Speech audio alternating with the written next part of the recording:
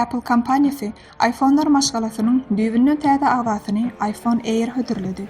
Smartfonuň ýoğunlygy 5,16 mm, agramy 165 gram bolup, bu ony tarihde iň inçe iPhone edýär.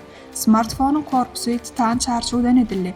Oň ýüzünde we arka tarapda sypçyrıklary 3 esse durnukly bolan täze seramik shield 2 gorag örtügi ulanyldy. Smartfonuň esas kamerasy 2 teleobjektiv bilen 48 megapiksel. Model diňe esim bilen işler. Bu hem korpusyň içine ýer taşytlamagy mümkinçilik berýär. Apple smartfonuň goşmaça zaryat bermezden tutuşuny işläp biljekdigini aýdýar. iPhone Air hatarda öňkü Plus modeliniň ornuny çarşdy. Ol iPhone 17-den ýokary ýöne Pro versiýadan hökmünde häsiýetlendirilýär. Täze smartfon 4 reňkde: ak, gök, gara we altyn. Deskaply sargyklar 10 sentýabrda açylar. Satuw 19 sentýabrda başlar.